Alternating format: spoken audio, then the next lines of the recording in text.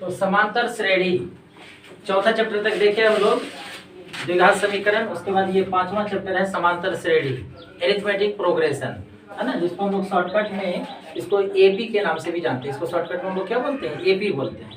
तो हम लोग आज पढ़ेंगे ये समांतर श्रेणी के बारे में कि समांतर श्रेणी में किस किस प्रकार का हिसाब आता है। तो इसमें सबसे पहले देखिए कि ये समांतर का क्या मतलब होता है। पहले इस चीज को समझिए कि ये समांतर शब्द जो है ये दो शब्द से मिलकर के बना है। एक इसमें है सम और एक है अंतर। तो सम का अर्थ होता है यहाँ पर समान अर्थात बराबर, और अंतर का मतलब हुआ किसी भी दो चीज में अंतर। जैसे 5 और 2 में अंतर, तो कितने का, 3 का अंतर होगा।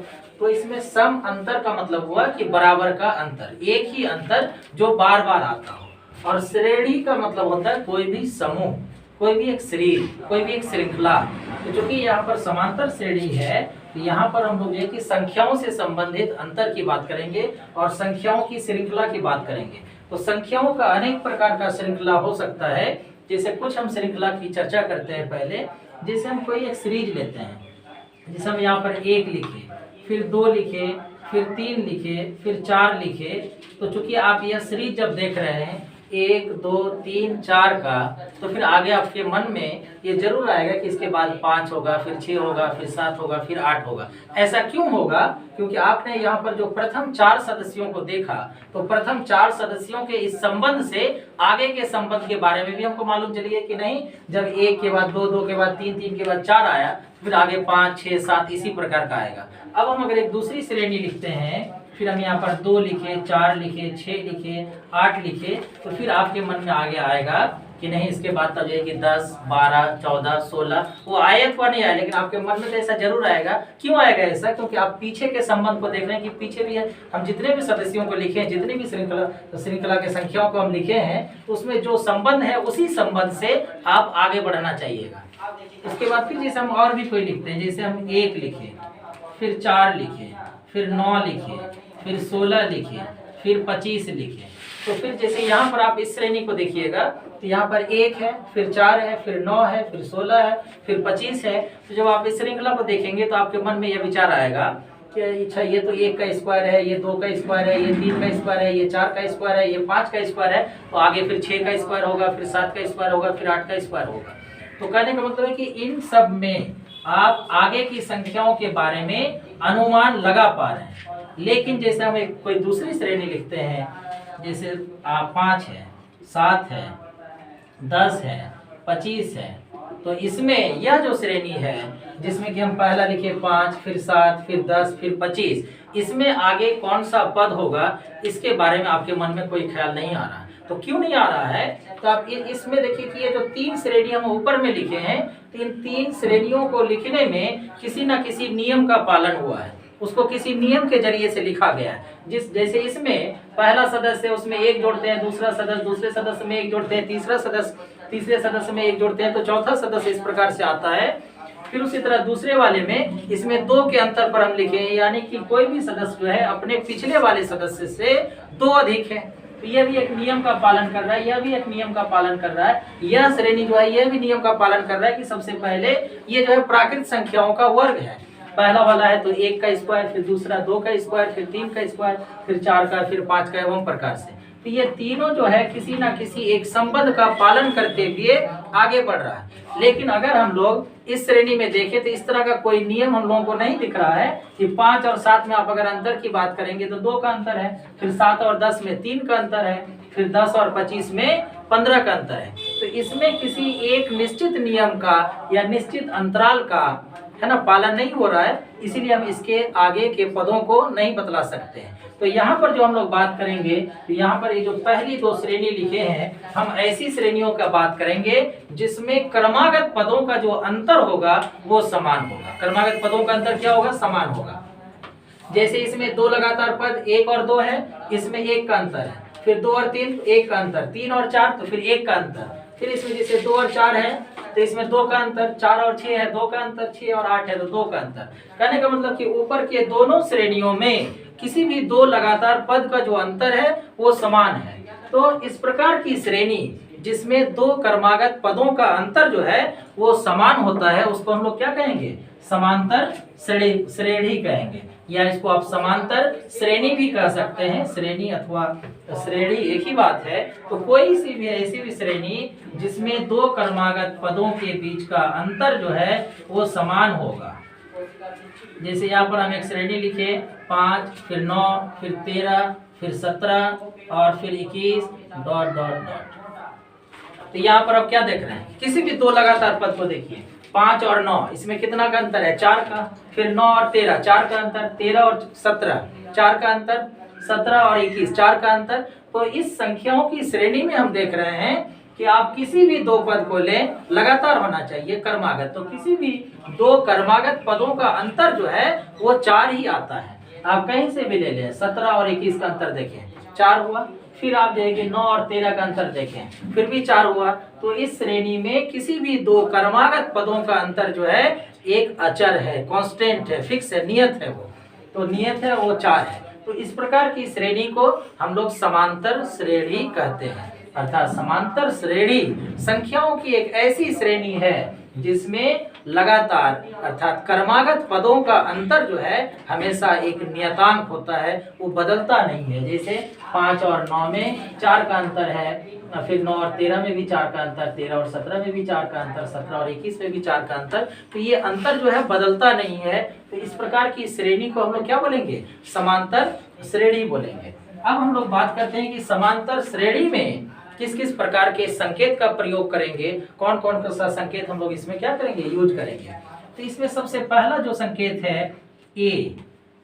तो ए का मतलब होता है किसी भी एपी का अर्थात किसी भी संख्याओं की जो श्रृंखला है, जो समांतर श्रेणी है, उसका पहला पद। तो अगर कहीं पर आप लिखा हुआ देखते हैं कि ए या प्रथम पद को आपको अगर सूचित करना है तो उसको हम लोग किससे सूचित करेंगे, उसको हम ए से सूचित करेंगे।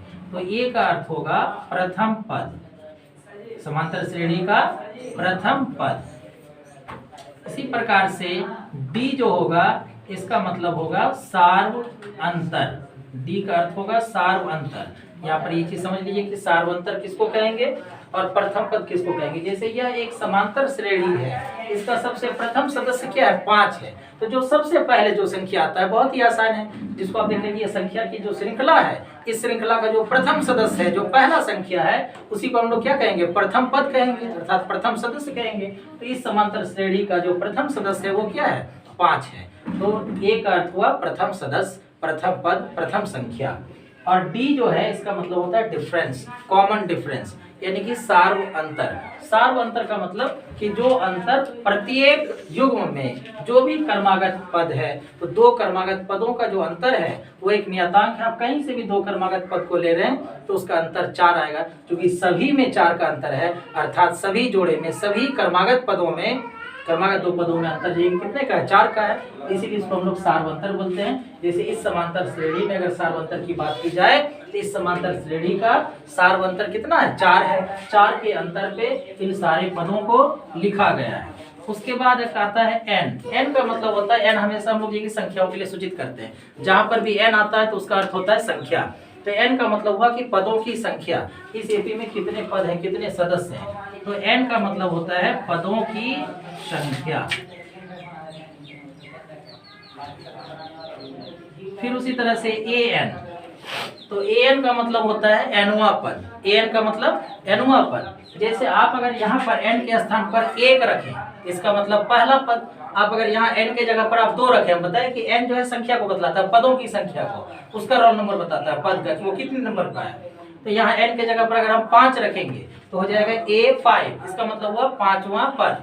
तो जैसे इसमें अगर हम यहाँ पर 5 लिखते हैं, इसका मतलब A5 अर्थात 5वां पद। तो पहला, दूसरा, तीसरा, चौथा, 5वां, इसका मतलब कि हम 21 की बात कर रहे हैं। यहाँ पर अगर हम n के स्थान पर 3 लिख दें, इसका मतलब तीसरा पद। तो ये पहला, दूसरा, तीसरा अर्थात हम 13 की बात कर रहे हैं। अगर यहाँ पर हम लिखते हैं a, n का मान देते हैं 2, यानी कि A2, इसका मतलब कि पहला, दूसरा, तो दूसरा पद यानी कि हम 9 की बात कर रहे हैं। और यहाँ पर अगर हम n के जगह पर 1 लिख दें तो इसका मतलब कि पहला पद अर्थात हम 5 की बात कर रहे हैं। तो n का मतलब होता है nवां पद।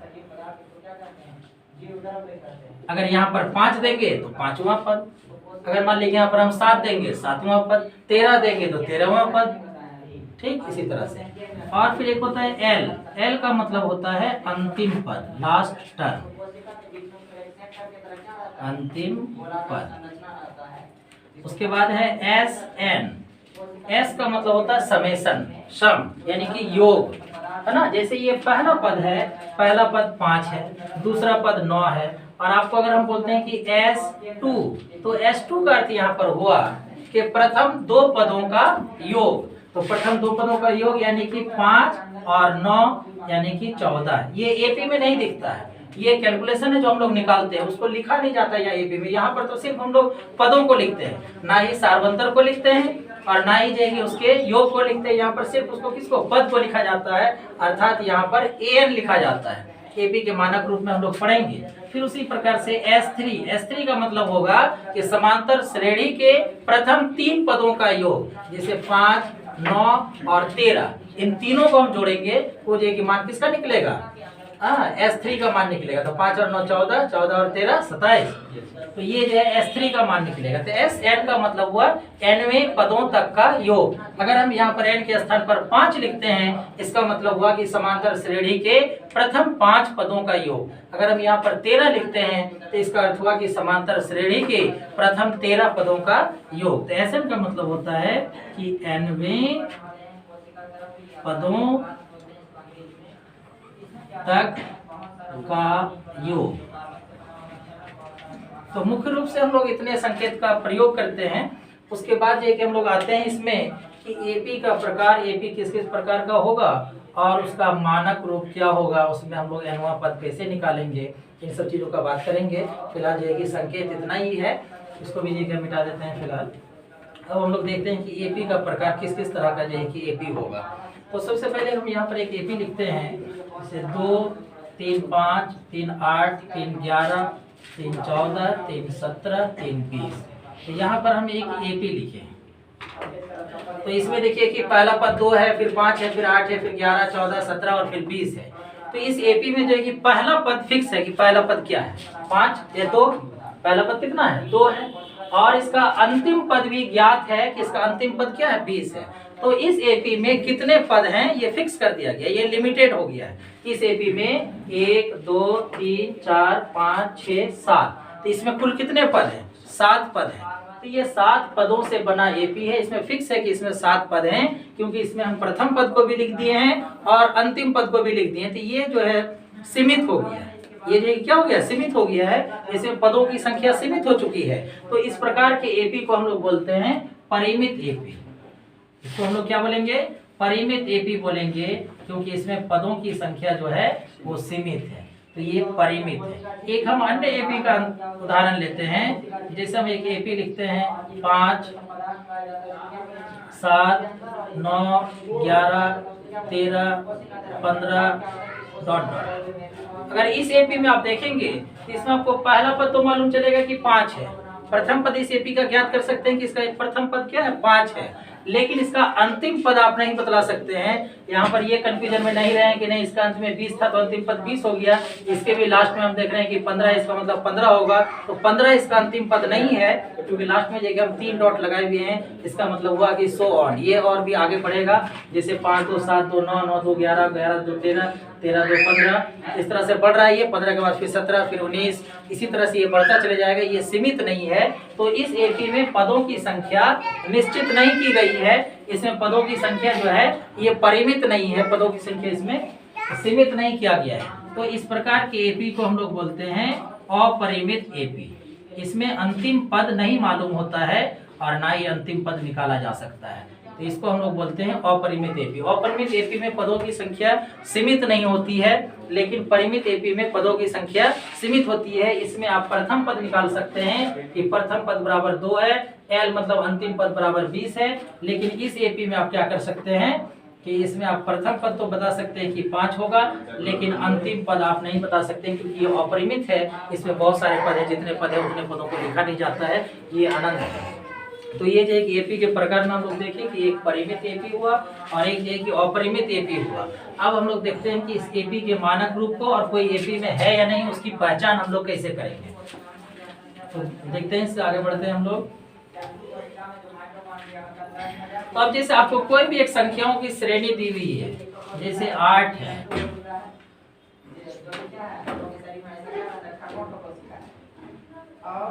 तो एक संख्याओं की श्रृंखला दी हुई है यहाँ पर, जिसमें पहला पद 8 है, दूसरा पद 13, तीसरा पद 18 और चौथा पद क्या है 23 है। इसके बारे में आपको जांच करना है कि यह जो है ये एपी है अथवा नहीं है। तो इसकी जांच करने के लिए हम लोग क्या करेंगे कि आपको एपी का परिभाषा बताया गया, जिसमें बताया गया कि इसमें क्रमागत पदों का जो अंतर है, दो लगातार पद का जो अंतर है वो हमेशा एक नियतांक होना चाहिए, फिक्स होना चाहिए, वो बदलना नहीं चाहिए, तब जो उसको हम लोग समांतर श्रेणी कहेंगे। तो इसमें हम लोग सबसे पहले देखते हैं कि क्या इनके पदों में, दो क्रमागत पदों में अंतर जो है वो समान रहता है या बदलता है। तो यहाँ पर दो क्रमागत पद के लिए हम लोग ले लेते हैं a2 minus a1, a2 minus a1 अर्थात दूसरे और पहले पद का अंतर। तो दूसरा पद यहाँ पर क्या है 13 और पहला पद क्या है 8, इसका अंतर निकाले, कितना निकल रहा है 5। अब फिर उसी तरह से दूसरा और पहला का, यानी पहला और दूसरा का, तब क्या तीसरा और दूसरा का, तो a3 और a2 इसका आप अंतर निकालिए। इसमें तीसरा पद, पहला दूसरा तीसरा,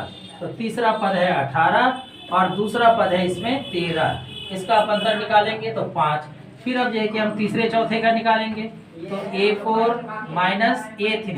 अब इसमें देखिए कि चौथा पद कितना है, तो चौथा पद है इसमें 23 और तीसरा है 18। अब इसको हम लोग माइनस करेंगे, फिर इसमें कितना का अंतर आया 5 का अंतर आया।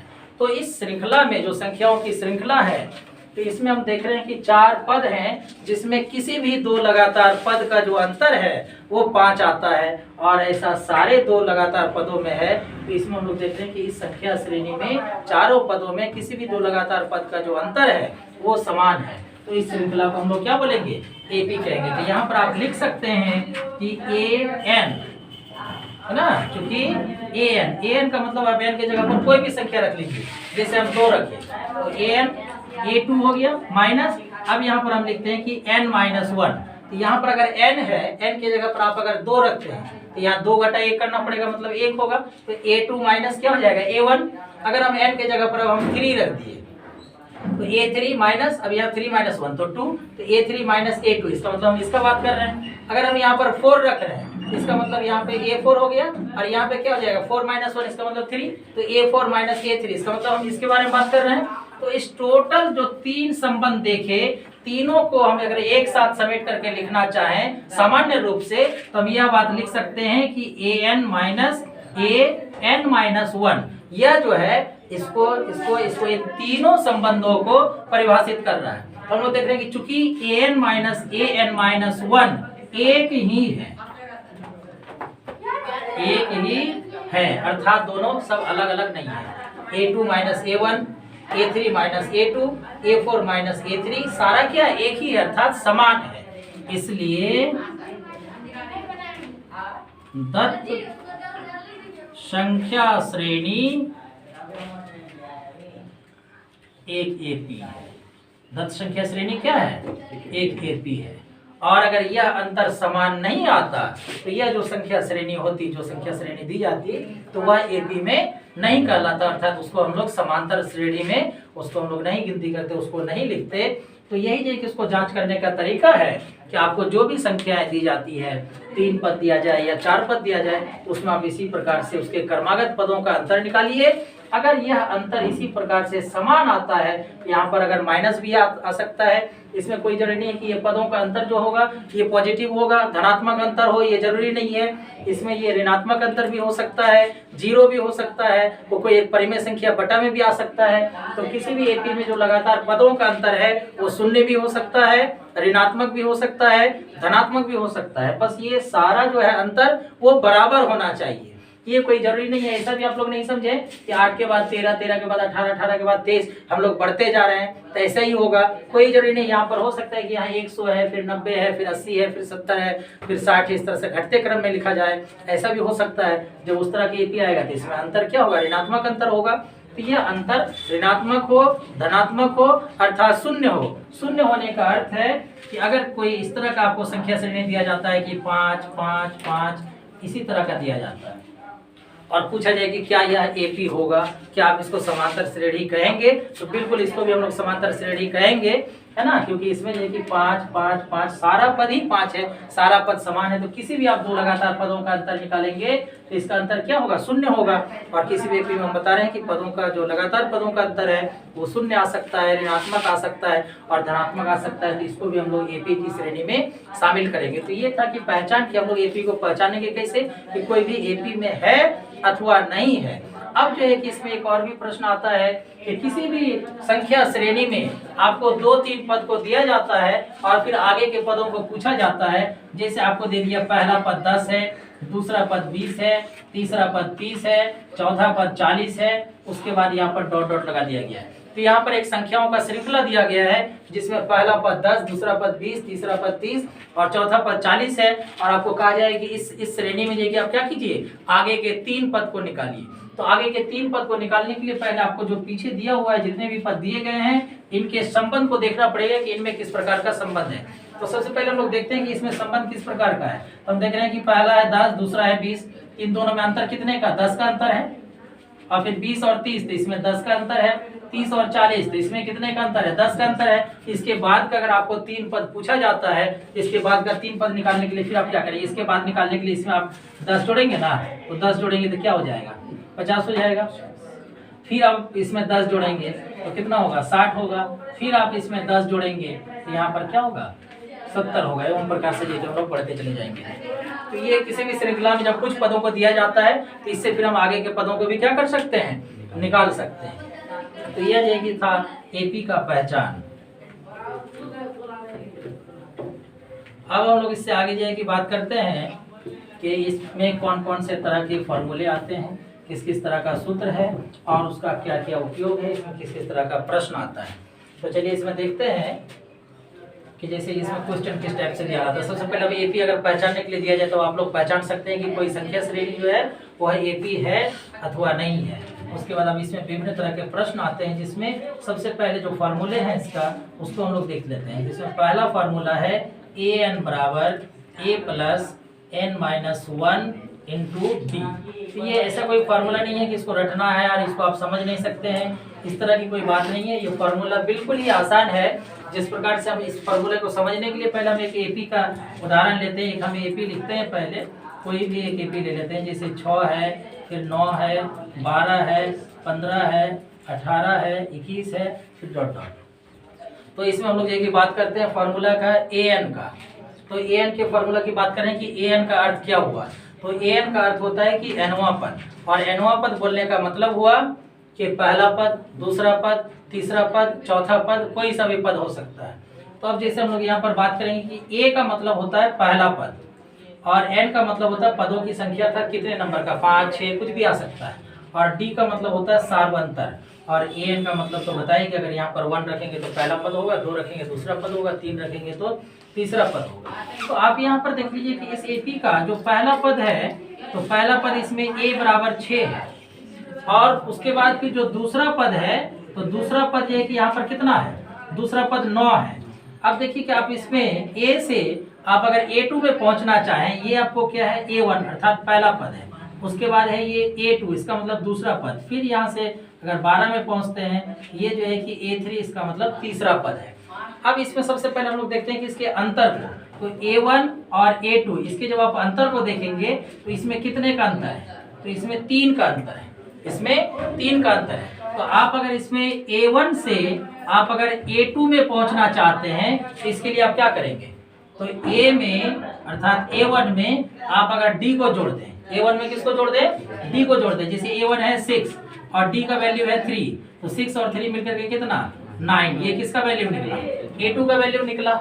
उसी तरह से अब आप अगर A2 से या A से कह लीजिए कि आप अगर A से अब A3 में पहुंचना चाहते हैं, A से आप A3 में पहुंचना चाहते हैं, तो A3 का मान निकालने के लिए आप क्या करेंगे, तो देखिए यहाँ पर A1, A2, A3। तो A3 में पहुंचने के लिए बीच में आपको है ना कितने अंतर को पास करना पड़ेगा, 2 अंतर को पार करना पड़ेगा।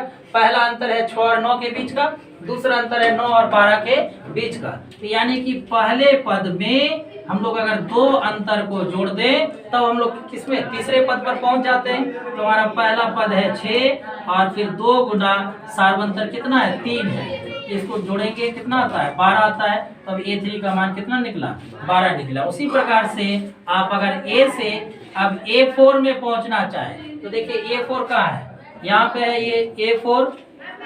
तो A4 में पहुंचने के लिए 1 2 3 गैप को हमको क्या करना पड़ेगा, क्रॉस करना पड़ेगा।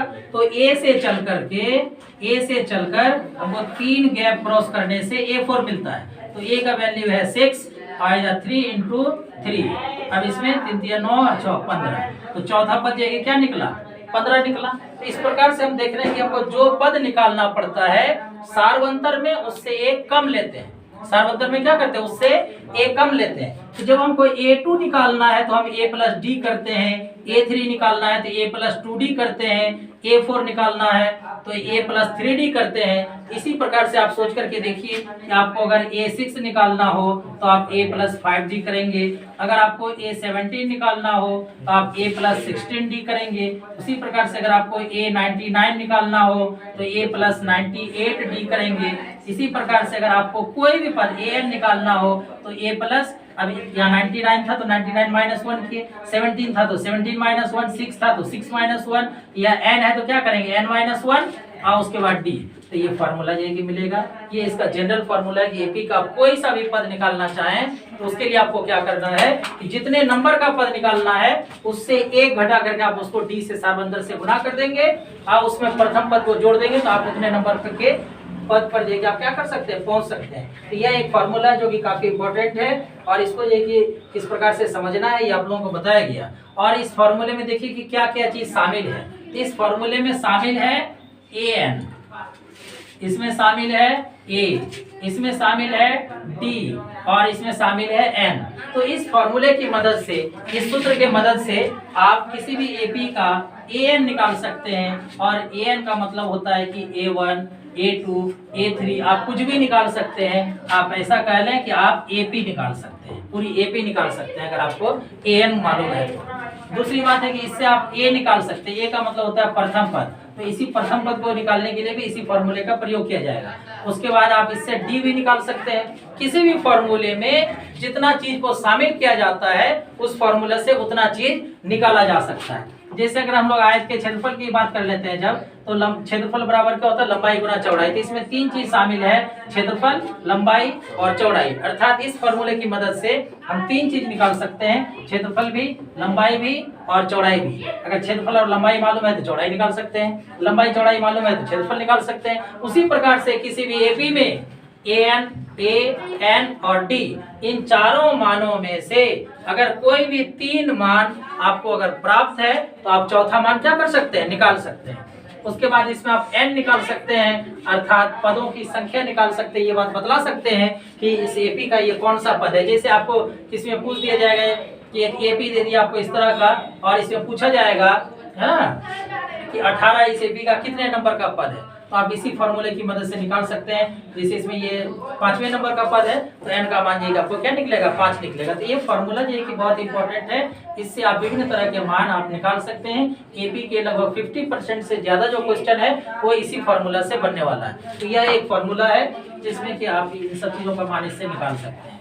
अब फिर हम लोग इसी के दूसरे फॉर्मूले की बात करते हैं, आगे बढ़ते हैं। इसका जो योग पर आधारित है जिसको हम लोग SN से सूचित किए थे, एपी में nवें पदों तक के योग के लिए हम लोग संकेत का प्रयोग किए थे SN। तो अब SN के लिए कौन कौन से फॉर्मूला है और SN क्या है और उसे किस प्रकार से निकाला जाता है उसको हम लोग देखेंगे। तो SN बराबर देखिए कई फॉर्मूले होते हैं SN के लिए। पहला जो फॉर्मूला है सबसे जो बेसिक फॉर्मूला है n/2 × 2a + n-1 × d। ये इसका पहला फॉर्मूला है। किसी भी एपी में कोई भी अगर एपी आपको दिया हुआ है 2 और 4 6, 4 10, 4 14, 4 18 इस प्रकार से, तो इसमें जब आपसे पूछा जाएगा कि आप इसमें S3 निकालिए। S3 कहने का अर्थ हुआ कि प्रथम 3 पदों का योग निकालिए। जब आपको कहा जाए कि S30 इसका मतलब आप प्रथम 30 पदों का योग निकालिए। इसी प्रकार से अगर यहाँ पर अगर 31 दिया हुआ है इसका मतलब कि आप क्या कीजिए प्रथम 31 पदों का योग ज्ञात कीजिए। तो चलिए हम लोग देखिए निकालते हैं इसमें कि इस एपी का 31 पदों का योग हम लोग किस प्रकार से निकाल सकते हैं। तो इसको निकालने के लिए देखिए हम लोग इस फार्मूला का यूज करेंगे और इस फार्मूला को यूज करने के लिए आपको क्या क्या चीज मालूम होना चाहिए। तो सबसे पहला चीज आपको n मालूम होना चाहिए।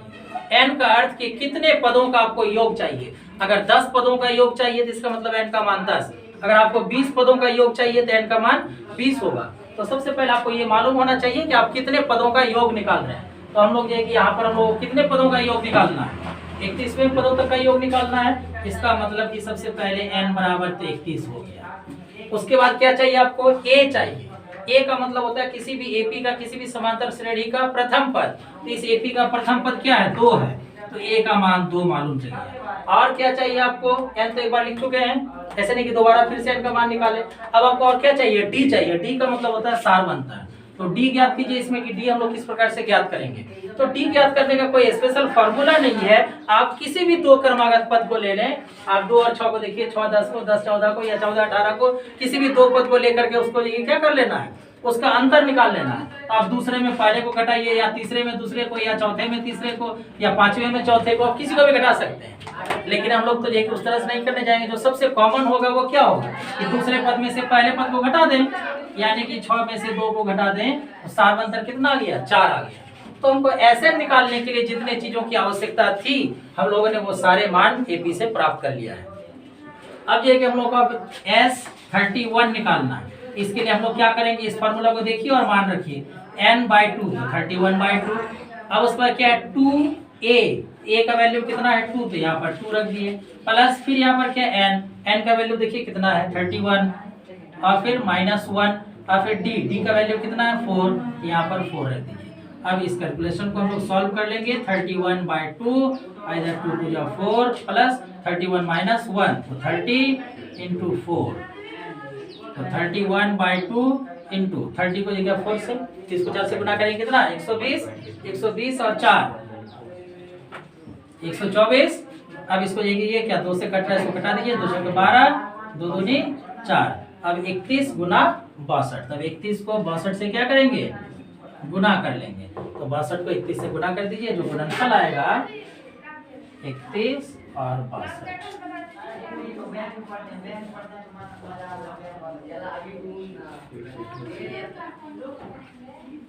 कितना 1922। अर्थात इस एपी में अगर हम लोग 31 पद को लिखेंगे, जिस प्रकार से अभी हम इसमें कितना 5 पद लिखे, पहला पद 2, फिर 6, फिर 10, फिर 14, फिर 18, इसके बाद देखिए 4 के अंदर पे चल रहा है, तो 18 के बाद 22 होगा, 22 4 26 होगा, 26 4 30 होगा। इस तरह से करते करते अगर हम 31 पद को लिखें और उन 31 पद को अगर हम लोग जोड़ेंगे तो उसका योगफल आएगा 1922।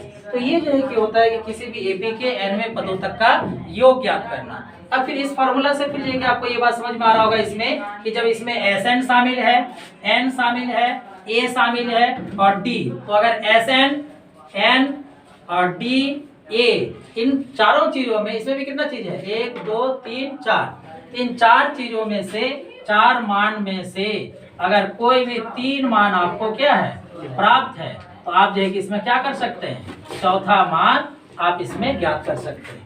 तो फिर आप जो है कि जब आप लोग क्वेश्चन को देखते हैं तो उसमें हैरान हो जाते हैं, ये वाला क्वेश्चन कैसे बनेगा। तो आपको जो है कि किसी भी फॉर्मूला को आप जब समझते हैं तो आप सोच रहे हैं कि जैसे एसएन सर बता रहे हैं, तो इससे हम लोग को बस खाली किसी एपी के nवें पदों तक का योग निकालने के लिए काम होगा, वहीं पर जो आप मिस्टेक कर जाते हैं। फिर एपी में जब आप 5.3 में आएंगे तो 5.3 में जब तरह तरह का प्रश्न आएगा तो फिर देखिए आप देखिए सर इसमें ए निकालने के लिए बोला, इसका सूत्र नहीं लिखा है, सर इसमें डी निकालने के लिए बोला तो इसका तो आप फार्मूला नहीं लिखा है, इसमें एन निकालने के लिए बोला उसका तो आप फार्मूला नहीं लिखा है, और वहां पर आपको परेशानी होगी।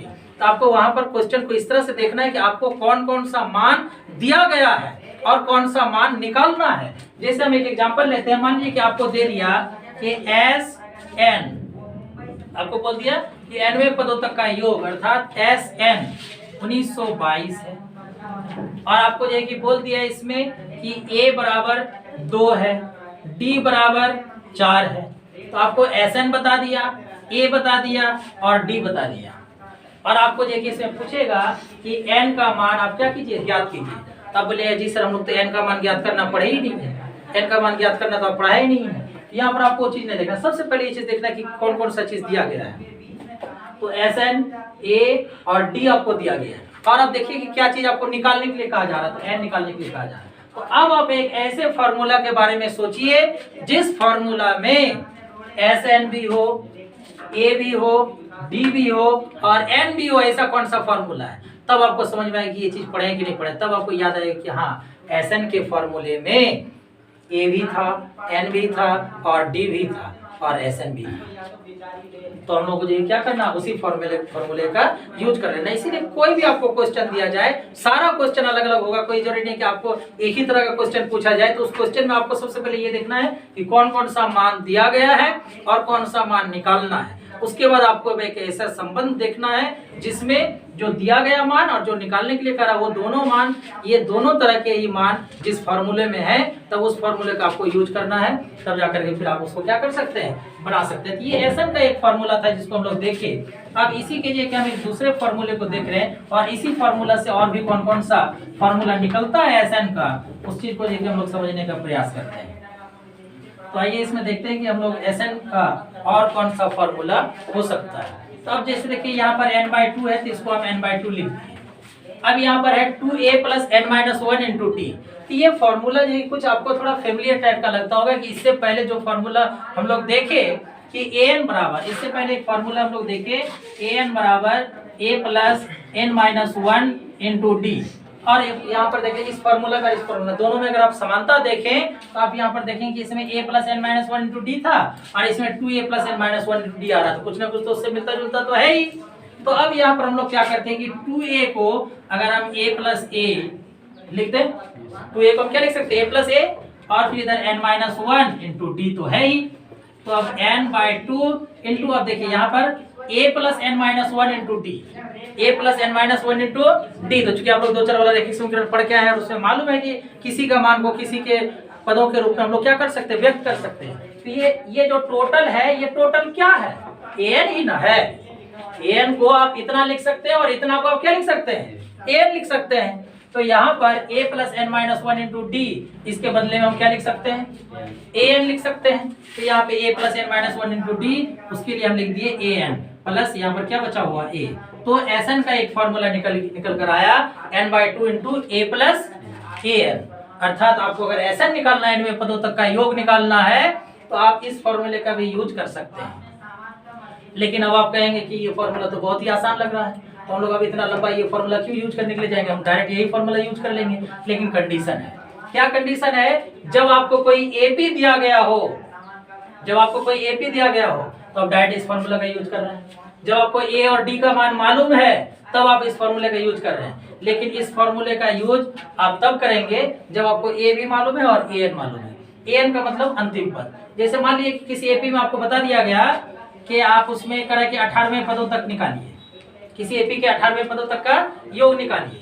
आपको ये बात बोल दिया एन का मान तो 18 हो गया, और साथ में ये बात बता दिया कि इसका जो 18वां पद है वो 100 है। 18वां पद क्या है, इसका 100 है, ये बात आपको बता दिया। और ये भी बता दिया कि इसका प्रथम पद 2 है।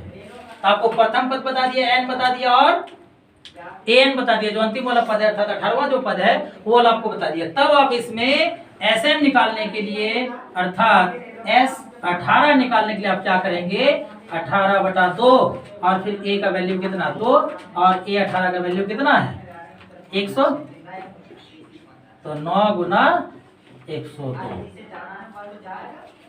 कितना 918।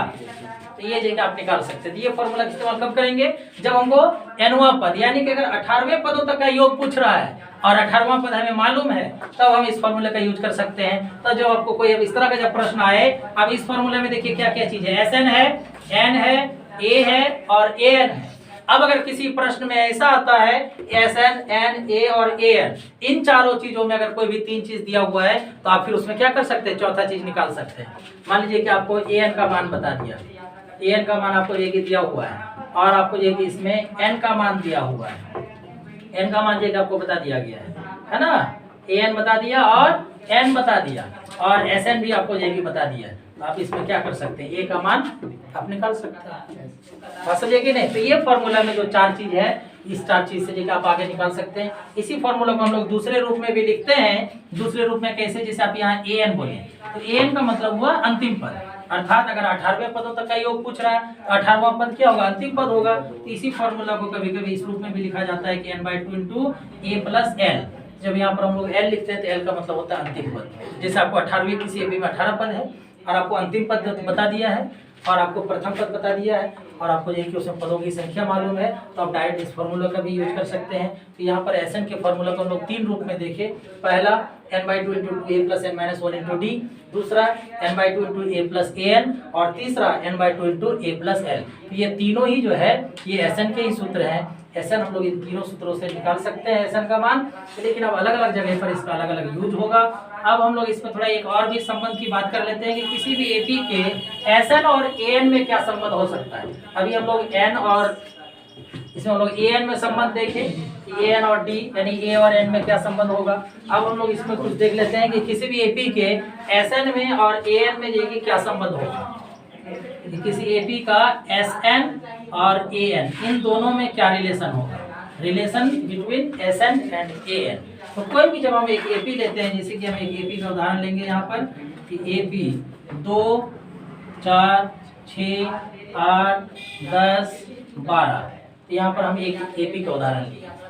इसमें अगर आपको हम बात करें पहले पद की A1 की बात करें तो A1 क्या होगा 2, अगर दूसरे पद की बात करें A2 तो 4 होगा, तीसरे पद की अगर बात करते हैं A3 तो क्या होगा 6 होगा, फिर अगर हम A4 की बात करते हैं तो 8, A5 की बात करते हैं तो क्या होगा 10 और A6 की बात करें तो 12। अब हम इसमें बात करते हैं S1 का।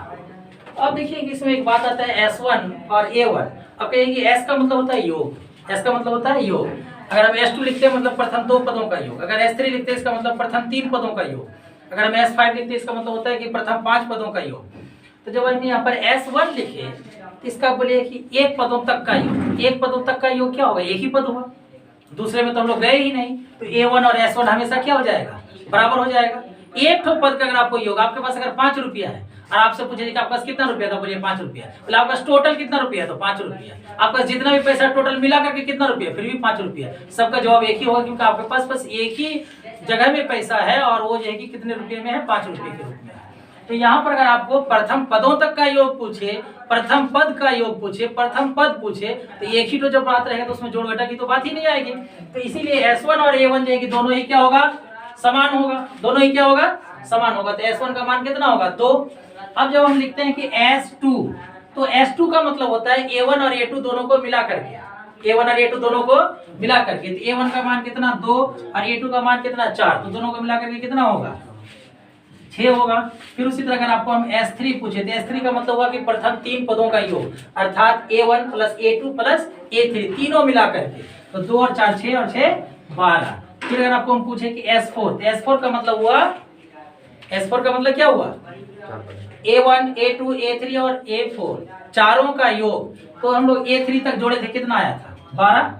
तब यहाँ से आप लोगों को ये बात समझ लेना चाहिए, जैसे कि हम पहला S1 निकाले तो 2 लिखे, S2 निकाले तो हम दोनों को जोड़ दिए, फिर S3 निकाले तो हम तीनों को जोड़ रहे हैं। तो इतना मेहनत नहीं करके हम ऐसा क्यों नहीं करें कि 2 और 4 6, 6 और 6 12, 12 और 8 यहाँ पर हम लोग कितना कर देंगे, डायरेक्ट 20 कर देंगे। क्यों, क्योंकि इसमें हम A3 तक तो जोड़ के रखे हैं और इसमें हमको 4 तक जोड़ना है, तो 3 तक जोड़े तो 12 आया, अब 4 तक को जोड़ेंगे तो डायरेक्ट चौथा पद को जोड़ दिए इसमें।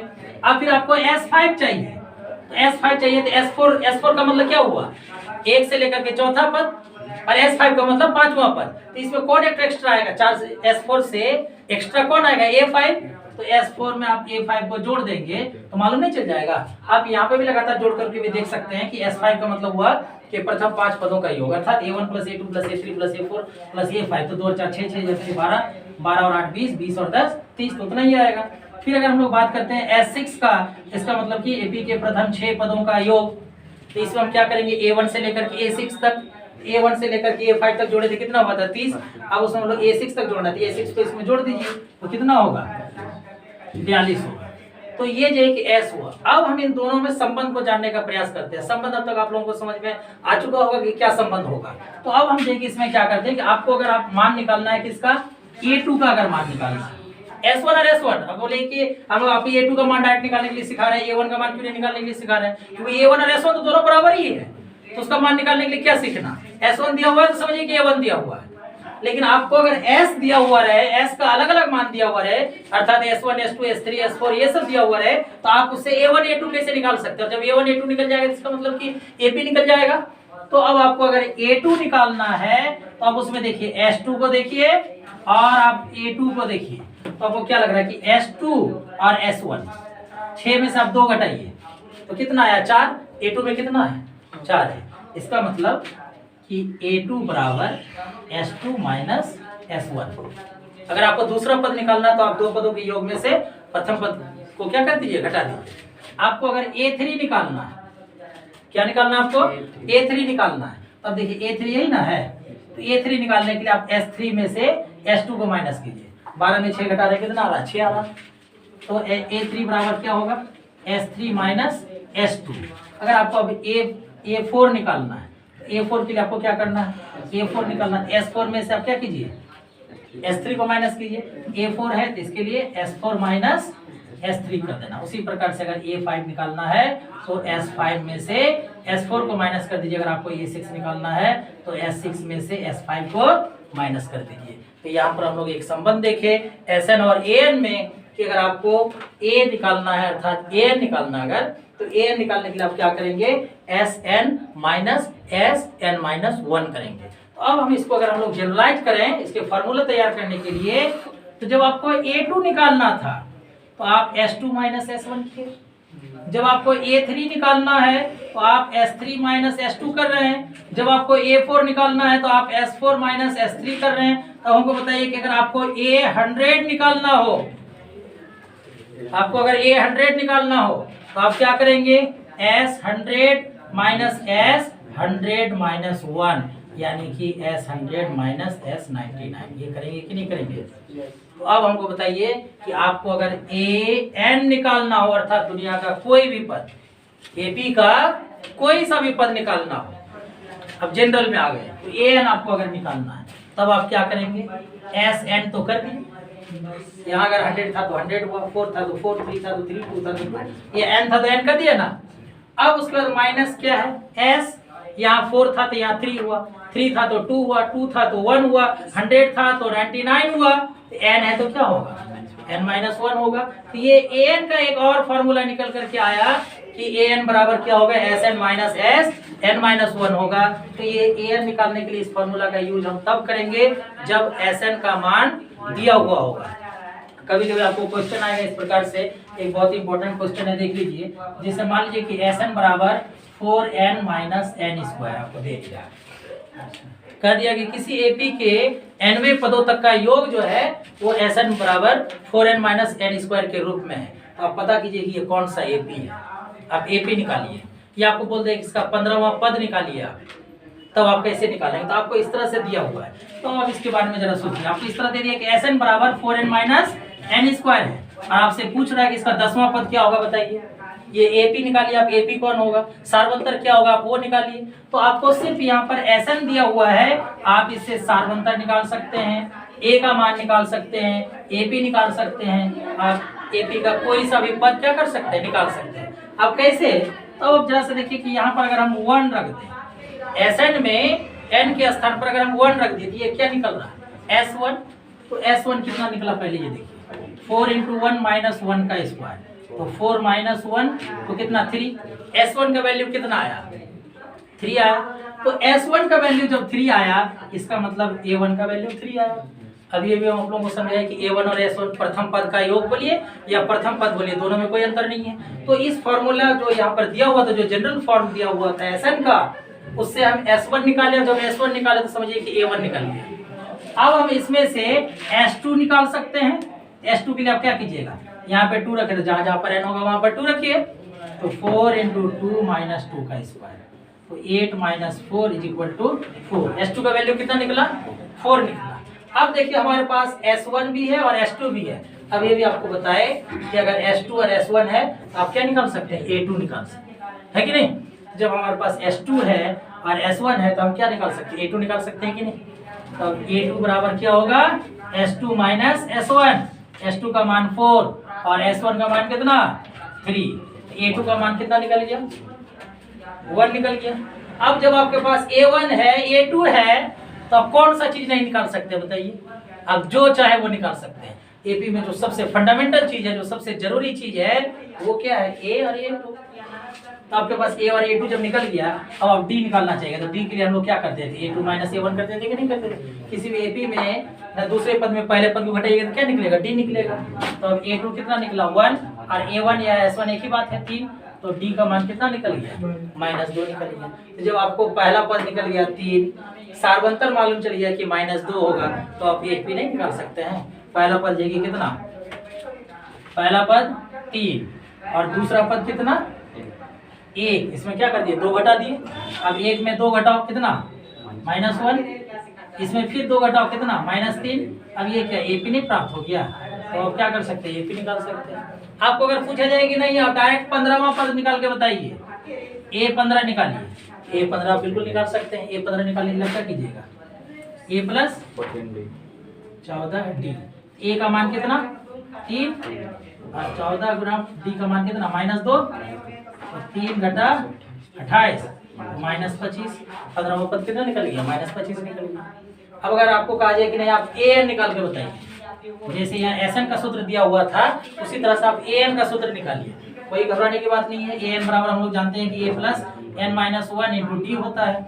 a का मान कितना है 3 और n-1 d का मान कितना है -2, तो गुना कर दिए 3 इधर -2 गुना n, तो क्या होगा -2n, -2 गुना -1 तो क्या होगा +2, और 3 और 2 कितना 5, 5 घटा 2n, ये क्या हो गया इसका ऐसा an निकल गया, इसका क्या हो गया ये an निकल गया। तो इसी तरह से आप इस फॉर्मूले का यूज करके जो यहाँ पर बताया an बराबर SN-1, ये भी की काफी इंपॉर्टेंट फॉर्मूला है। इस फॉर्मूले के प्रयोग से हम लोग विभिन्न तरह का प्रश्न को हल कर सकते हैं। 5.3 जब बनाएंगे, जब हार्ड क्वेश्चन आएंगे एपी में और भी सब जो कॉम्प्लेक्स वाला, तो उसमें इस तरह के भी प्रश्न इसमें पूछे जाएंगे। तो हम देखिए यहाँ पर एपी का विभिन्न तरह का प्रश्न की कौन कौन से तरह का प्रश्न इसमें आ सकता है। इसमें सबसे जो जरूरी चीज है आप लोगों के लिए वो है कि a, n और a एंड d, ये सब जो संकेत है, जो अलग अलग विभिन्न तरह के पद हैं, इनके बीच के संबंध को याद रखना। वो अगर आप याद रखते हैं तो आप किसी भी प्रश्न को हल करने में जाएगी समर्थ होंगे। कोई भी प्रश्न आप हल कर सकते हैं। तो एपी में जो भी तरह के प्रश्न आएंगे आप उसमें इस तरह से जाके आप उसको क्या कर सकते हैं, हल कर सकते हैं फॉर्मूला से। अगर आपको क्वेश्चन समझ में आता है, फॉर्मूला समझ में आता है, तो जाके आप उसको क्या कर सकते हैं, बना सकते हैं। तो सबसे पहले जो आपको क्वेश्चन पूछा जाएगा, तो सबसे पहले इस तरह का क्वेश्चन पूछा जाएगा कि कोई भी चीज वो एपी में है या नहीं है। अब हम देखिए किताब के कुछ क्वेश्चन को हम देख लेते हैं, जिससे आपको समझाने में आसानी हो कि एपी में किस किस तरह के प्रश्न पूछे जाते हैं। जैसे 5.1 में जो पहला क्वेश्चन है उसमें मान लीजिए आपको भाषा में लिखा हुआ है और आपको बताना है कि वो एपी में है या एपी में नहीं है। तो जैसे मान लीजिए कि पहला प्रश्न हम पढ़ते हैं, कह रहा है कि प्रत्येक किलोमीटर के बाद का टैक्सी किराया, जबकि प्रथम किलोमीटर के लिए किराया 15 रुपये है और प्रत्येक अतिरिक्त किलोमीटर के लिए किराया 8 रुपया है। तो इस क्वेश्चन में देखिए क्या बोल रहा है, आप पहले इसको समझने का प्रयास कीजिए। कह रहा है कि जब आप टैक्सी से सफर करते हैं तो आप अगर 1 किलोमीटर, पहला किलोमीटर आप अगर चलेंगे, क्योंकि कोई कोई होता है बोले नहीं हमको 1 किलोमीटर ही चलना है, 1 किलोमीटर ही चलना है, तो उसको देखिए क्या होगा, लॉस होगा। तो आप 1 किलोमीटर जाइए चाहे 5 किलोमीटर जाइए, अगर 1 किलोमीटर जाइए तो उसके लिए हम आपके पास कितना रुपये ले लेंगे, 15 रुपये ले लेंगे। लेकिन हाँ, आप अगर उससे ज्यादा लीजिएगा, ऐसा साधारण दुकान में भी होता है, बोले आप अगर 1 किलो लीजिएगा तब तो जाके हम आपको 17 रुपया करके लेंगे। लेकिन चलिए अगर बोले 5 किलो लेंगे तो पूरा 17 बजे 85 रुपया होता है, चलिए कोई बात नहीं आप 80 रुपया दीजिएगा, यानी कि 16 रुपया करके पड़ गया। ये टैक्सी वाला भी उसी प्रकार से करेंगे, आपको अगर 1 ही किलोमीटर जाना होगा तो फिर भी हम आपके पास 15 रुपये ले लेंगे। लेकिन आप अगर इससे ज्यादा जाते हैं तब आपको 15 रुपया पर किलोमीटर के हिसाब से नहीं लगेगा। उसके बाद हम हर किलोमीटर का 8 रुपये करके जोड़ेंगे, यानी कि अगर 1 किलोमीटर जो आदमी चला उसको कितने रुपये लगा, 15 रुपया लगा। और जो आदमी अब 2 किलोमीटर चलना चाह रहा है तो पहला किलोमीटर के लिए तो उसको 15 रुपया लग गया ना। अब दूसरे वाले के लिए 15 रुपया नहीं जोड़ेगा, टैक्सी वाला करेगा दूसरे किलोमीटर के लिए हम सिर्फ 8 रुपया आपको लेंगे। ये दूसरे किलोमीटर के लिए हुआ। फिर करेंगे आप अगर तीसरा किलोमीटर चलिएगा तो 15 रुपया, और उधर 2 किलोमीटर का 2 गुना 8 है कि नहीं। और फिर आप अगर उससे ज्यादा चलिएगा, 4 किलोमीटर चलिएगा, तो पहला के लिए 15 रुपया तो हम आपसे लेंगे ही, लेकिन बाकी जो 3 किलोमीटर होगा उसका हम 8 रुपया करके लेंगे। इसी प्रकार से ये देखिए एक श्रृंखला तैयार होगा। ये श्रृंखला किस तरह का तैयार हुआ, 15 रुपया, 23 रुपया है कि नहीं, और उसके बाद फिर क्या 31 रुपया, और फिर 3 8 24 और कितना है इधर 15। अरे 31 में कितना रुपया जोड़ दीजिए, सीधा 8 रुपया जोड़ दीजिए, कितना 39 ना। हाँ तो इसी प्रकार से ये क्या होगा, बनेगा ये। तो अब ये देखिए कि कह रहा है कि अगर ये टैक्सी के किराए का जो सिस्टम है, तो ये सिस्टम एपी को फॉलो कर रहा है कि नहीं, एपी के रूल को फॉलो कर रहा है कि नहीं कर रहा। तो पहला किलोमीटर के लिए 15 रुपया, 2 किलोमीटर के लिए 23, और 3 किलोमीटर के लिए 31, 4 किलोमीटर के लिए 39। तो अब आप इसको देखिए, ये जो संख्या का जो श्रृंखला प्राप्त हुआ, तो जो भाषा में दिया हुआ है आप उसको पहले संख्याओं के रूप में उसको क्या कर लीजिएगा, निरूपित कर दीजिएगा। करने के बाद हम देख रहे हैं कि 15, 8, 23, 23 और 8, 31, 31 और 8, 39, 8 के अंतराल पे ये संख्या जो है कि प्राप्त हुआ हमको। इसका मतलब कि ये जो सिस्टम दिया हुआ था वो एपी को फॉलो कर रहा था, अर्थात ये क्या होगा, एपी में होगा। तो भाषा के जो इस तरह के प्रश्न होंगे ये भी कोई मुश्किल नहीं है। आप जो संख्याओं में देखें, बस इसमें संख्या दिया हुआ नहीं है, भाषा में दिया हुआ है। तो भाषा को पढ़ करके आप उसको क्या करें, संख्या के रूप में पहले उसको बदल दें, फिर आप उसमें ये बताएं कि यह एपी होगा अथवा नहीं होगा। इसी तरह का जो सामने प्रश्न है बेलन के आयतन वाला, कि हर बार जितना जो उसमें से हवा निकाला जाता है तो उसका 1/4 निकलता है, फिर जितना बचता है उसका हम 1/4 निकाल देते हैं। तो ऐसा वाला एपी में नहीं होता है। क्यों नहीं होता है, मान लीजिए कि जैसे हम 800 एक संख्या को चुने, मान लीजिए 800 लीटर किसी मर्जी की कोई सामान है, तो हम लोग फर्स्ट टाइम निकाले तो इसका 1/4 निकाले। सबसे पहले 800 था, दूसरी बार हम क्या किया, 800 का 1/4 निकाल दिया, तो 800 का 1/4 कितना हो गया, 200 हुआ। अब अगर अगली बार जो निकालेंगे जो 200 तो उसमें से क्या हो गया, निकल गया, तो कितना बचा, 600 बचा। 800 था उसमें हम उसका 1/4 निकाल दिए, तो दूसरे मर्तबे में कितना बचा तब, 600 बचा। अब फिर अगली बार क्या कर रहा है कि इसका 1/4 निकालना है, 600 का फिर से क्या करेंगे, 1/4 निकालेंगे। आप फिर देंगे 600 का 1/4 निकालेंगे तो कितना होगा, हाँ 150। तो सबसे पहले 800 था, अब उसके बाद जाइए कितना बचा, 600 बचा। उसके बाद जाइए आप 600 में से आप 150 निकाल दिए तो कितना बचा, 450 बचा। अब देखिए कि इसमें अंतर कभी समान नहीं आएगा, क्योंकि ये गुना वाला संबंध इसमें, जोड़ घटा वाला संबंध इसमें नहीं हो रहा था। 800, 600, 450 इस तरह से आ रहा है, तो ये जो एपी में नहीं होगा। लेकिन यहाँ पर आपको कोई संख्या लेकर के नहीं करना है, आप चाहे तो संख्या लेकर के भी कर सकते हैं, लेकिन आप इसमें आयतन को भी मानिए। तो सबसे पहले आयतन क्या हो गया, भी हो गया। अब फर्स्ट टाइम इसमें से हम इसका 1/4 निकाले, यानी भी में से हम भी का चौथाई यानी v/4 निकाल दिए, तो कितना हुआ, यानी कि पहला भी था, उसके बाद 3v/ क्या निकला, 4 बचा। अब करेंगे 3v/4 जो है, तो 3v/4 में से इसका 1/4, इसका 3v/4 का, तो यानी कि 3v/4 में से 3v/16 हम क्या कर रहे हैं, माइनस कर रहे हैं। तो कितना हो जाएगा आपको, 16 हुआ इधर, 4 4 जा 16, तो 12v माइनस 3v यानी कि 9v/16। तो सबसे पहले v था, फिर 3v/4 हुआ, उसके बाद 9v/16 हो गया। इन तीनों पदों में जब आप अंतर को देखेंगे तो देखिए अंतर बराबर नहीं है, इसका मतलब ये एपी में नहीं होगा। इसी प्रकार से आप पहले प्रश्न को बना सकते हैं। फिर जैसे दूसरे प्रश्न में पूछ रहा है कि दी हुई एपी के प्रथम 4 पद लिखिए, है ना। तो आप क्वेश्चन देख करके घबराना नहीं है, देखिए कि इसमें बोल क्या रहा है और आपको इसको बनाना किस प्रकार से। तो कह रहे कि इसका आपको प्रथम 4 पद को निकालना है, जिसमें कि आपको पहला पद दे दिया और अंतर बता दिया। तो आपको पहला पद बता दिया और किस अंतर पर चलना है वो भी आपको बता दिया, और फिर आगे का 4 पद पूछ रहा है। तो इसमें कौन सी बड़ी बात है, बहुत ही आसान है ये। पहला पद आपको बता दिया कि 10 है, पहला पद इसमें पहला पद a बराबर बता दिया कि 10 है, और इसमें आपको अंतर भी बता दिया कि 10 है, यानी कि 10 से आपको चलना शुरू करना है और 10-10 के अंतर पे क्या करना, आगे बढ़ना है। तो आपको a1 दे दिया, आपको a2 निकालना है। इसके लिए आप क्या कीजिएगा, a + d कीजिए, a का मान 10 और d का मान 10, तो 20 हो गया। फिर आपको ये कि a3 निकालना, तीसरा पद, तो a + 2d करेंगे, तो 10 जोड़ 2 × 10, आपको देखिए 10 दूनी 20 और 10 कितना, 30 होगा। फिर आपको a4 निकालना है, तो a + आप 3d करेंगे, a का मान 10, 3 × d का मान 10, तो क्या हुआ 30 और 10 40, ये 40 निकल गया। इसी प्रकार से अगर आपको a5 निकालना है तो a + 4d करेंगे, तो a का वैल्यू 10, 4 × d का वैल्यू 10, तो 4 10 जा 40 और 10 50। इसी प्रकार से आपको जो पद निकालने के लिए कहेगा निकाल सकते हैं। तो इसमें जी आपको पहला पद बता दिया और अंतर बता दिया, तो शुरू कहाँ से करना और कितने के अंतर पर आपको आगे बढ़ना है, और कह रहा है कि सबको आपको 4-4 पद निकालना है, जिसमें पहला पद और सार्वंतर दिया हुआ है। तो आप इसको बना सकते हैं। फिर जैसे आपको तीसरे नंबर पे बोल रहा है कि एपी के लिए प्रथम पद और सार्वंतर लिखें, ये कहीं ना कहीं उससे भी ज्यादा आसान है। कोई भी आपको एक एपी दे दिया, मान लीजिए कि 10, 20, 30, 40, 50, इस तरह से आपको एपी दे दिया, बोला इसका सबसे पहला पद क्या है। कि इसमें हमको तो नहीं लग रहा है कि इसमें आठ के अलावा और कोई चीज की जरूरत है। आपको इसमें सबसे पहला पद पूछ रहा है कि सबसे पहला पद क्या हुआ, a = 10, पहला पद 10 है, जो पहले नंबर पे है वही पहला पद है।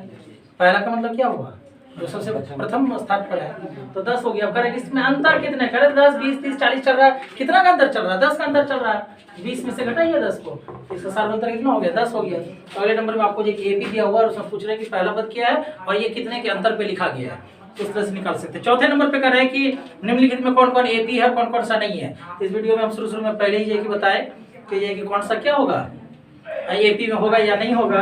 तो उसके लिए आप लोग क्या करेंगे कि प्रथम पद, दूसरा पद, तीसरा पद, चौथा, पांचवा जो भी पद दिया हुआ है इसमें आप लगातार पदों का अंतर निकालेंगे। तो लगातार पदों का अंतर अगर समान आ रहा है इसका मतलब कि एपी में है, और अगर पदों का अंतर समान नहीं आ रहा तो इसका मतलब एपी में नहीं है।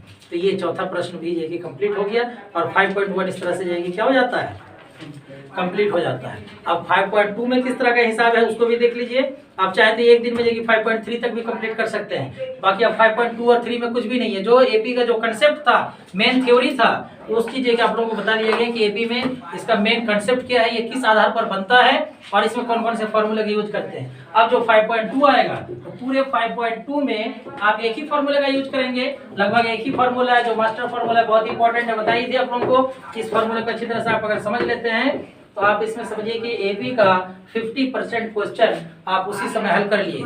और वो फॉर्मूला क्या था, तो हम इस फॉर्मूला से अब 5.2 का संबंध आप लोगों के सामने हम साबित करते हैं। ये जो फॉर्मूला है सबसे प्रमुख फॉर्मूला, सबसे मेन चीज अगर है इसमें एपी के अंदर तो वो है an बराबर a + n-1 इंटू डी। अब आप 5.2 के जब किसी भी क्वेश्चन को देखेंगे तो 5 अगर आप अब तक के बाद को जितना चीज आपको एपी में पढ़ाया गया है अब तक अगर के चीज को आप अगर समझ गए होंगे, इसके बाद जो भी क्वेश्चन आएगा सारे क्वेश्चन में आपको सिर्फ an बराबर a + n-1 इंटू डी आपको नजर आएगा। और जिसको समझ में नहीं आया है उसको भी ये चीज नजर नहीं आएगा, वो देखने के बाद भी उसको कुछ समझ में नहीं आएगा कि ये कैसा क्वेश्चन है, किस फॉर्मूला पर बेस्ड है। लेकिन अब तक की बातों को अगर आपको समझ में आएगा, जब भी आप क्वेश्चन को पढ़िएगा तो ऐसा लगेगा कि आप क्या कर रहे हैं, आप उसमें आपको इस तरह का फॉर्मूला दिखाई पड़ रहा है। जैसे कि अगर जो बच्चा, हम एक इसके लिए एग्जांपल ले लेते हैं, जैसे a + b का होल स्क्वायर, सारे बच्चे याद करते हैं इसको, a² + 2ab + b² होता है। लेकिन इस फार्मूला को जो बच्चा अच्छी तरह से समझ गया, ये फार्मूला अच्छी तरह से समझ गया कि ये क्या है, उसका कहाँ पर हम लोग यूज करते हैं, तो जैसे वो कहीं पर देखेगा x + 2 का होल स्क्वायर लिखा हुआ, उसके मन में ये फार्मूला अपने आप आ जाएगा।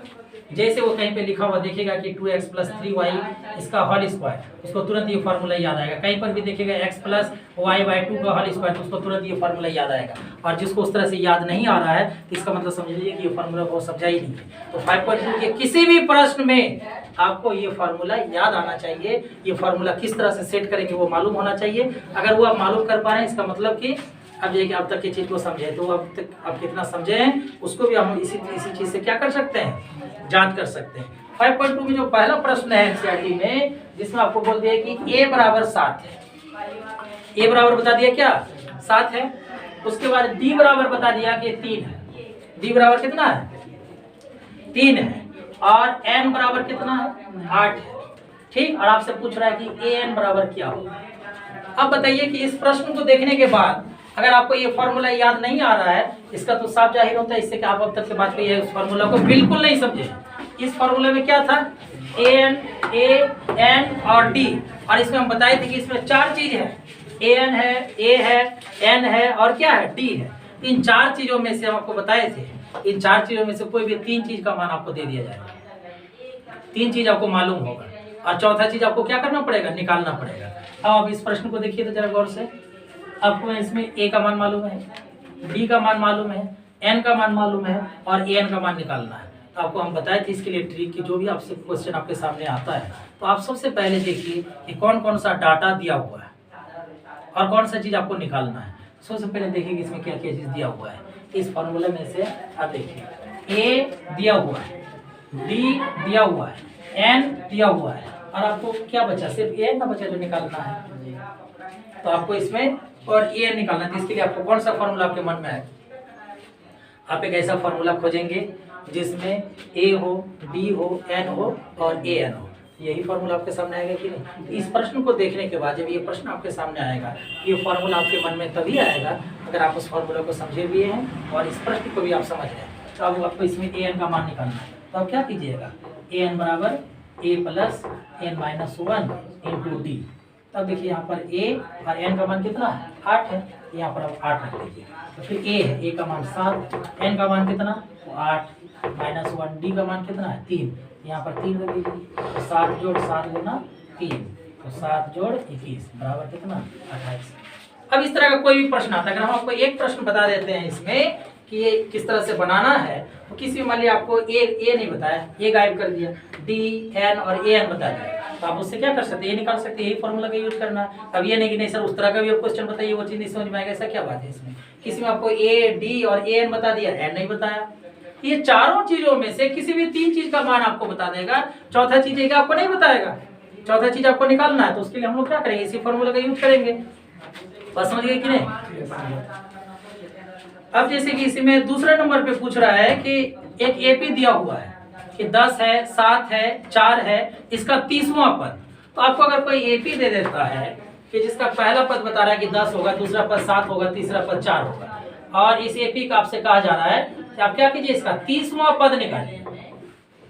तो आप बताइए कि ये क्वेश्चन आपको कहां से अलग लग रहा है, इस फॉर्मूला से कहां से बाहर लग रहा है। जब आपको ये एपी दिया हुआ है आप ए का मान तो निकाल ही सकते हैं। अब जैसे एपी को देखे तो आप समझ गए कि ए का मान मेरे पास मालूम है, ए का मान 10 है, डी तो आप निकाल ही सकते हैं क्योंकि ए भी दिया हुआ है, दूसरे पद में से पहले पद को घटा करके यानी 7 में 10 को घटा करके -3, डी का मान भी आप निकाल दिए। अब आपको पूछा 30वां पद पूछा, इसका मतलब एन का मान क्या 30।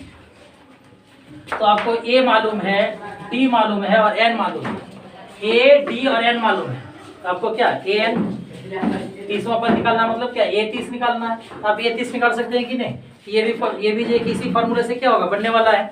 फिर उसी प्रकार से इसी का जो दूसरा प्रश्न है उसमें 11वां पद पूछ रहा है, और उसके बाद जैसे आता है ये बॉक्स वाला दिया हुआ है, अब क्या दिया है कि एक एपी है जिसमें पहला पद 2 है, दूसरा पद नहीं मालूम और तीसरा पद 26 है। तो इस चीज को भी आपको क्या करना है, इसी फॉर्मूला से बनाना है। उसको भी एक बार समझ लीजिए कि इस तरह का जो प्रश्न आता है इसको आप किस तरह से बनाएंगे। तो यहाँ पर भी आपको एक एपी दिया गया है जिसमें एपी का क्या है कि पहला पद कितना है 2, पहला पद एपी का 2 है, और इसमें दूसरा पद जो है कि आपको नहीं मालूम है, नहीं चलो तो, और दूसरा पद इसमें ये कि नहीं मालूम है, और तीसरा पद इसका कितना है 26 है। आपको जो इसमें निकालना क्या, आपको दूसरा पद निकालना है। इस एपी में आपको क्या करना है, दूसरा पद निकालना है। तो आपको इस एपी में सबसे पहले देखिए कि क्या क्या चीज आपको जो दिया हुआ है।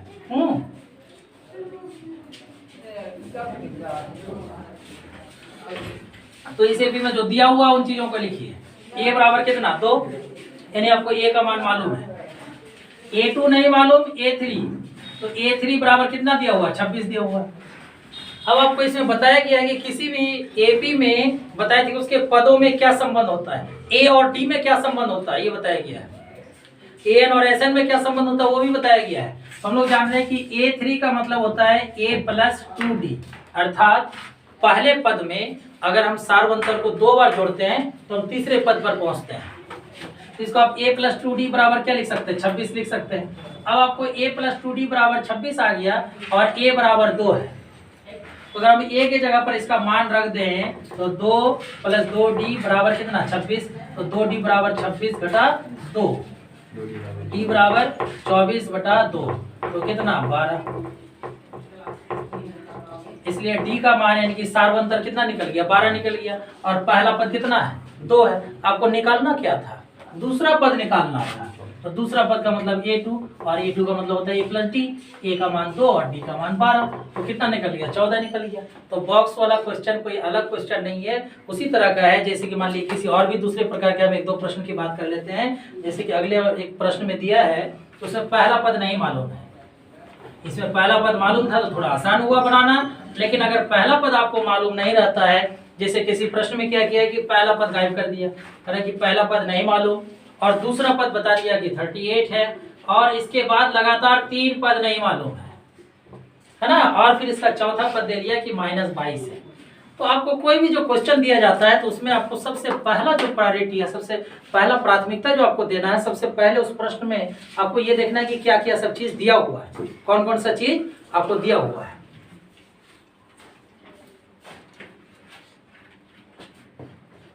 इसी को देखेंगे कि इसमें क्या क्या चीज कौन कौन सा मान जाएगी हमें प्राप्त है, कौन कौन सा मान दिया गया है। तो इस एपी को जब हम लोग देखते हैं तो एपी में पहला पद नहीं मालूम है, यानी कि ए नहीं मालूम है, दूसरा पद मालूम है हमें, दूसरा पद कितना है 38 है। a2 कितना दिया हुआ 38, a2 को आप क्या लिख सकते हैं a प्लस डी बराबर 38। ये फर्स्ट इक्वेशन हो गई।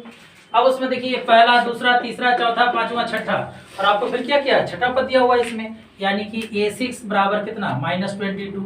और जब आप a2 को a प्लस डी लिखे, a6 को आप क्या लिखेंगे a plus 5d is equal to -22। ये सेकंड इक्वेशन है। अब इसमें देखिए जो फर्स्ट इक्वेशन है a plus D is equal to 38 और a plus 5d is equal to -22। अब इन दोनों इक्वेशन को आप अगर सॉल्व करेंगे, इन दोनों इक्वेशन को सॉल्व करने के बाद कि आपको a का वैल्यू और d का वैल्यू नहीं मालूम चल जाएगा। तो जब आपको a और d का वैल्यू मालूम चल गया तो आप फिर किसी का वैल्यू निकाल सकते हैं। a और d का वैल्यू निकाल लेने के बाद तब आप इसमें a का वैल्यू निकला तो आपको ये बॉक्स खत्म हो गया। अब फिर आपको ये क्या, ये बॉक्स क्या कह रहा है तीसरा पद। इस बॉक्स का मतलब क्या हुआ एपी का तीसरा पद। जब आपको ए और डी का मान मालूम चल जाएगा तो आप a प्लस 2d करके आप इसका निकाल दीजिए। फिर आपको चौथा पद चाहिए तो a प्लस 3d कर दीजिए। पांचवा पद चाहिए a प्लस 4d कर दिया। ए और डी का मान तो आपको मालूम है तो आप इसको बना सकते हैं। तो ये प्रश्न विजय कि आपका क्या हो गया हल हो गया। फिर अगला प्रश्न एक पूछ रहा है कि एपी 3, 8, 13, 18 का कौन सा पद 78 है। तो ये सिर्फ आप लोगों को प्रश्न जो है कि देख करके लग रहा है कि नहीं सारा अलग है, लेकिन आपको बताइए कि आप अगर क्वेश्चन को अभी तक अगर समझे होंगे अभी तक के कंसेप्ट को, तो आपको सारे क्वेश्चन में आपको एक ही क्वेश्चन नजर आएगा और सब में आपको एक ही फॉर्मूला नजर आएगा कि एन बराबर a plus n minus 1 into D जो है इसी रिलेशन से ही सारा क्वेश्चन बनने वाला है। लेकिन आप अगर उसी फॉर्मूले को नहीं समझे होंगे तो सारा क्वेश्चन जो है कि डिफरेंट लगेगा, सब जो है कि अलग अलग रहेगा। इसी में जैसे आपको एक एपी दे दिया जिसमें 3 पहला पद है 3, उसके बाद 8, फिर 13, फिर 18 और डॉट डॉट करें कि इसमें 78 कब आएगा। जैसे कि सबसे पहले 3 आया, उसके बाद 8 आया, उसके बाद तीसरे नंबर पे 13 आ गया, चौथे नंबर पे 18 आ गया। करेंगे इसी तरह अगर हम चलते रहे 3, 5, 8, 8, 5, 13, 13, 5, 18, 18, 5, 23, 23, 5, 28, इसी तरह अगर हम लोग आगे बढ़ते चले जाएं तो 78 पे हम कब पहुंचेंगे। ये क्या है, बहुत ही आसान है। जिसमें आपको सबसे पहले फिर वही चीज देखना कि दिया हुआ क्या क्या चीज है। तो ए भी दिया हुआ है, आपको ए निकल गया 3, डी बराबर निकल गया कि 8 घटा 3 बराबर 5, और आपको ए एन बता दिया, यानी कि जितने नंबर पे पहुंचना है वो बता दिया कि कितने पे पहुंचना है 78। तो ए मालूम है, डी मालूम है, ए एन मालूम है, तो क्या एन निकालना है। क्या फिर से वही फॉर्मूला नजर नहीं आ रहा है इस प्रश्न में। तो कोई सा भी प्रश्न वो सबसे अलग कुछ हो ही नहीं सकता है। आपको सिर्फ क्वेश्चन को पढ़ करके समझना है। आप में कमी यहीं पर हो जाती है कि आप इस क्वेश्चन से ये बात समझ नहीं पाते हैं कि इसमें दिया हुआ क्या क्या चीज है।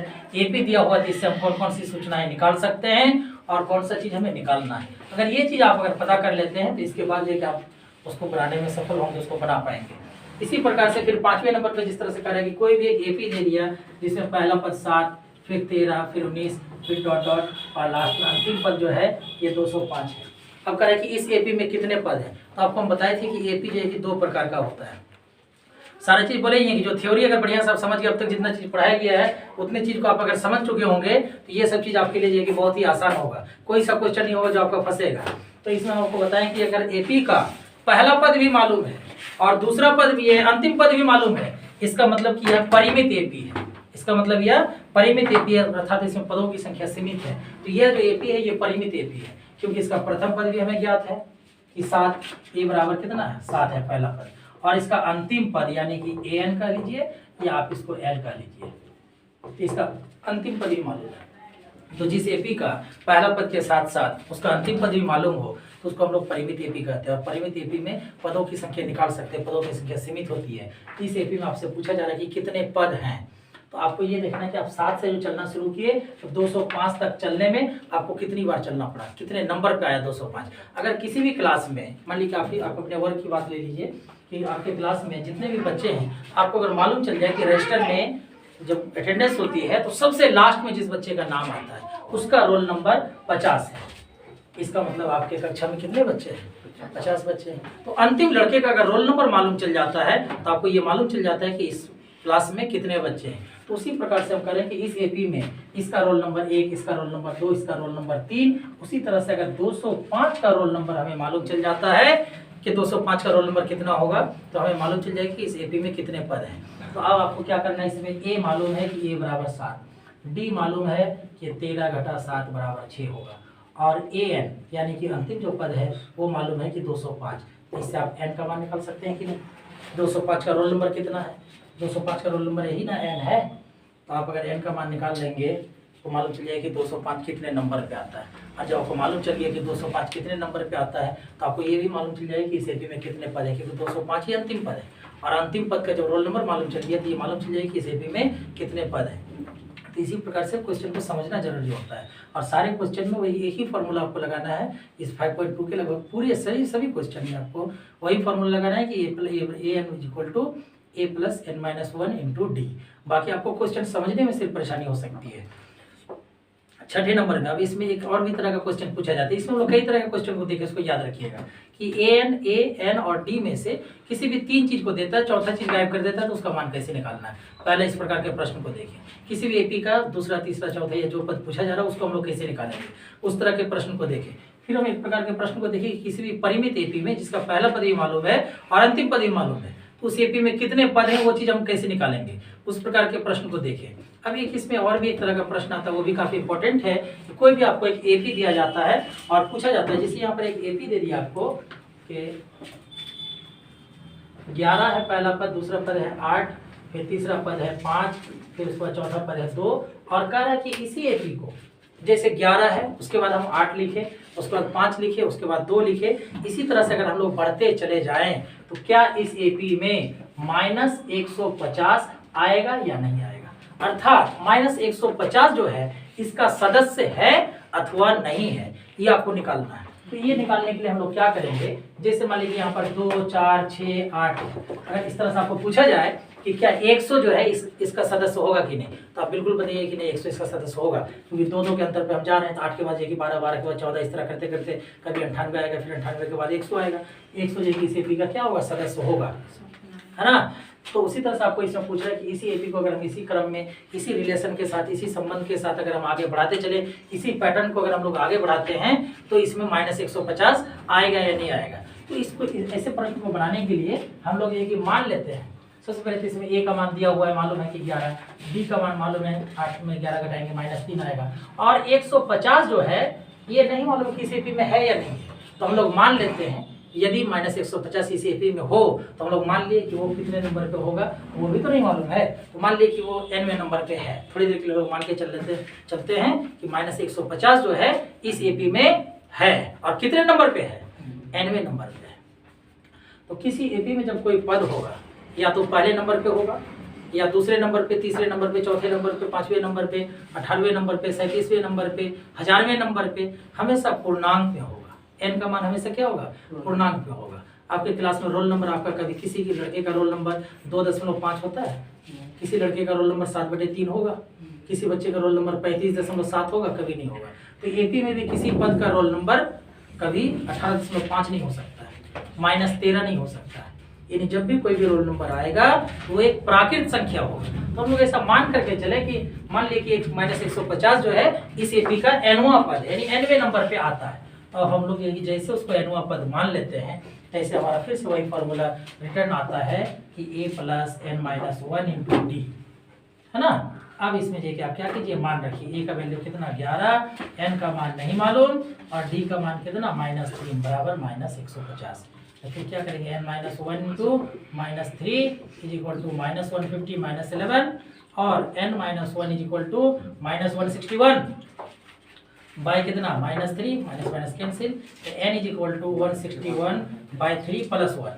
तब ये जगह कितना जाता है, n इज इक्वल टू 161 + 3/3, ये n इज इक्वल टू 164/3। अब देखिए ये डिविजिबल है 3 से भाग लेगा, नहीं लेगा, 164 में 3 से भाग लेगा, 10 से 11/3 हाँ 11 आया, तो 11 में तो 3 से भाग नहीं लगता है, तो इसको 3 से भाग नहीं जाएगा। इसका मतलब कि अगर इसमें आप जबरदस्ती भाग देंगे n का मान क्या होगा, दशमलव में निकलेगा, और हम बताएंगे रोल नंबर तो कभी दशमलव हो नहीं सकता है। तो n का मान जो निकाले, पॉसिबल जो n का मान होना चाहिए प्राकृत संख्या, वो प्राप्त नहीं हुआ। तो चूंकि यहाँ पर n का मान जो है ये प्राकृत संख्या नहीं है, अर्थात -150 जो है इस एपी में नहीं आने वाला है, अर्थात -150 जो है इस एपी का कोई पद नहीं है। तो इस तरह से देखिए आप किसी भी प्रश्न को हल कर सकते हैं। आपको दिखाया कि सारा प्रश्न जो है आपको an बराबर a + n-1 इंटू डी पर ही बनने वाला है। उस फार्मूला को आप अगर अच्छी तरह से समझ जाते हैं तो ये कि बना सकते हैं।